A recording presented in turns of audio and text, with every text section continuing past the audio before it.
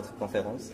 On constate ces dernières années particulièrement une montée en puissance d'un sentiment islamophobe en Europe, généralement en Occident, qui s'accompagne d'une montée en puissance des formations politiques stigmatisant l'islam.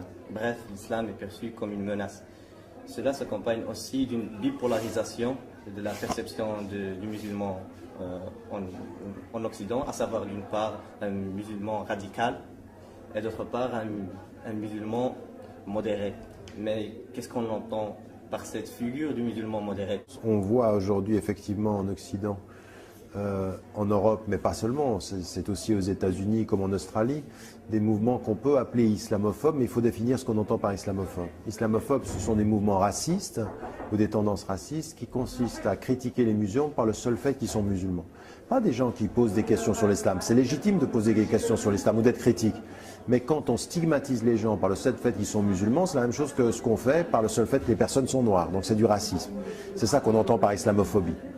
Et donc aujourd'hui, il y a des mouvements populistes qui jouent sur la peur, qui jouent sur la peur de l'immigration, qui jouent sur la peur de l'islam, qui jouent sur la peur de ce qu'ils appellent l'islamisation de l'Europe. On a aux États-Unis par exemple un mouvement qui critique ce qu'on appelle le Eurabia, c'est-à-dire l'Europe qui serait devenue arabe, tellement il y a d'arabes et de musulmans.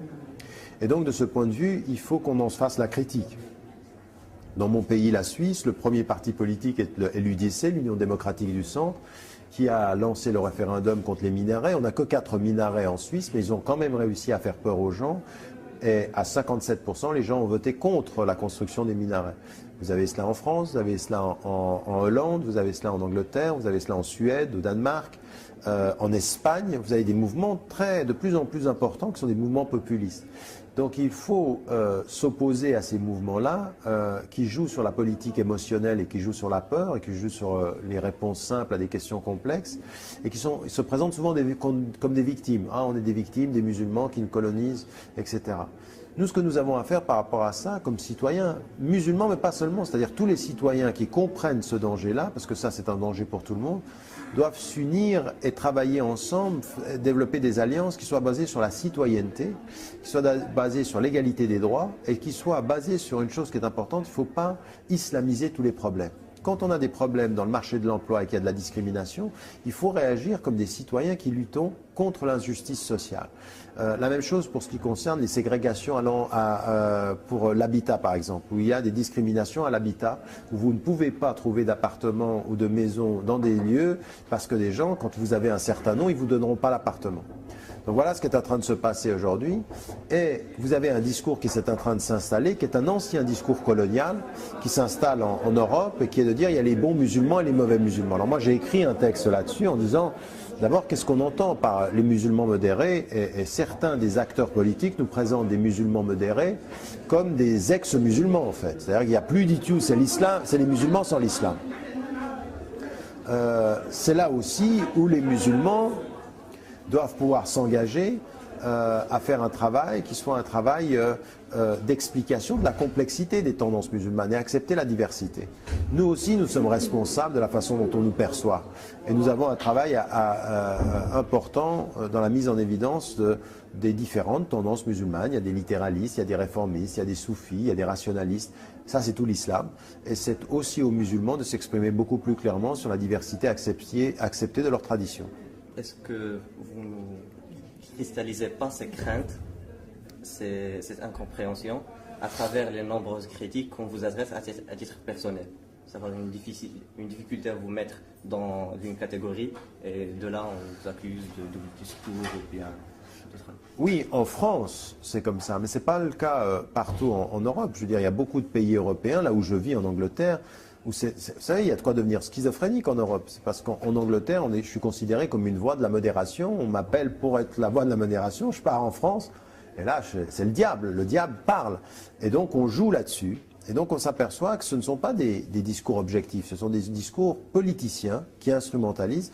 Et comme vous le dites, en France aujourd'hui, je suis plutôt le révélateur de processus de fond. Et donc, moi, je suis utilisé comme la balle de ping-pong parce que je suis devenu une personne médiatique qui apparaît et donc qui représente ça.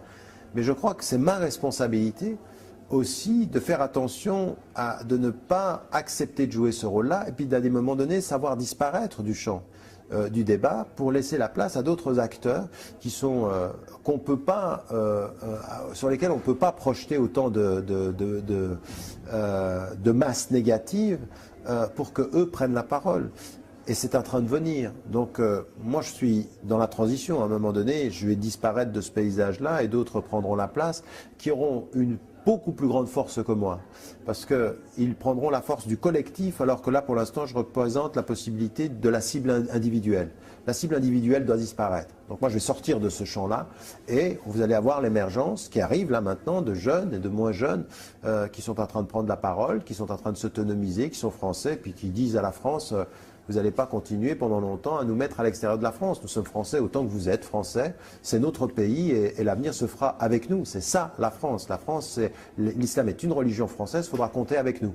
Et ceux-ci seront beaucoup plus entendus. Pourquoi? Parce qu'on n'aura pas le choix, il faudra les entendre. Alors vous aurez le discours de Marine Le Pen qui m'a dit à moi, il se serait bien que les musulmans changent de nom. Au lieu de s'appeler Mohamed, Abdelrahman ou Fatima, il faut qu'ils s'appellent Alain, Sylvie. Oui, mais ça ne changera pas le problème, parce qu'on peut changer les noms, on ne changera pas les couleurs, mais on ne changera pas les tenues vestimentaires, c'est de l'épicerie ça. C'est aux acteurs musulmans, aux femmes et aux hommes français, de prendre la parole, de s'exprimer, de s'autonomiser, d'être confiants quant à l'avenir. Et c'est un passage historique, il faut qu'on comprenne une chose, c'est que ce sera long, ce sera difficile, mais encore 2 générations et beaucoup de choses seront beaucoup plus claires qu'elles ne le sont maintenant. Dans un tout autre sujet, les événements que connaît la région du Moyen-Orient, certains comparent cela, appellent ça le printemps des peuples arabes, et comparent cela au processus de démocratisation qui s'est passé en Europe occidentale. De là, on se demande, est-ce que ce processus de démocratisation, même dans ces pays arabes, dans les pays musulmans, va s'accompagner d'un processus de sécularisation, comme ça s'est passé en Europe? Est-ce que c'est inéluctable?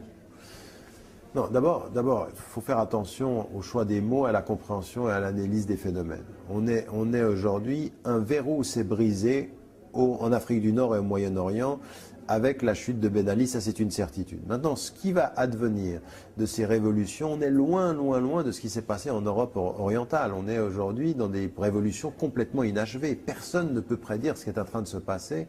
Tout ça, ça peut être récupéré encore. Ça peut être récupéré par l'armée, ça peut être récupéré par des forces qui ont des intérêts, donc des forces étrangères. Je veux dire, même là, par exemple, les interventions en Libye, qui peut dire quelles sont les intentions des uns et des autres? Ce qu'on aimerait, c'est que le gouvernement tombe, mais on aimerait qu'il y ait un vrai processus de démocratie. Donc ça, déjà, il faut pas être naïf, il faut être prudent, c'est-à-dire optimiste quant au mouvement, prudent quant à leur objectif et à leur capacité de réussir. Maintenant, est-ce que ça veut dire que ces révolutions vont partir vers plus de sécularisation? Ça dépendra des acteurs. Personne ne peut le prédire. C'est pas inéluctable. Les peuples arabes ou les peuples majoritairement musulmans ne doivent pas se laisser dicter des modèles politiques. Par contre, ils doivent partager des principes. Moi, il y a des principes sur lesquels je suis absolument pas d'accord de faire le quelconque compromis. L'état de droit, la citoyenneté égalitaire, le suffrage universel, le fait qu'on est élu avec un mandat, c'est-à-dire en anglais on dit accountable, c'est-à-dire on est élu mais on doit rendre compte de ce qu'on fait. On est élu pour un mandat et puis après on remet en jeu son mandat. Et la séparation des pouvoirs, ça pour moi c'est pas négociable. C'est des principes qui sont totalement liés et ancrés dans toutes les traditions, même la tradition musulmane et les autres. Après il appartient aux Marocains, il appartient aux Tunisiens, il appartient aux Égyptiens de trouver leur modèle. On ne doit pas se laisser imposer un modèle. Et on n'est pas obligé de faire comme la France, on n'est pas obligé de faire comme l'Angleterre. Je veux dire, la sécularisation française, c'est pas la sécularisation anglaise. Je veux dire, la reine d'Angleterre l'est au nom de l'église anglicane, ce qui serait totalement inimaginable en France. Donc il faut laisser les peuples trouver leur modèle, rien n'est inéluctable, mais par contre, il faut qu'on soit ferme sur les principes à défendre. Merci pour votre conférence. Merci à vous.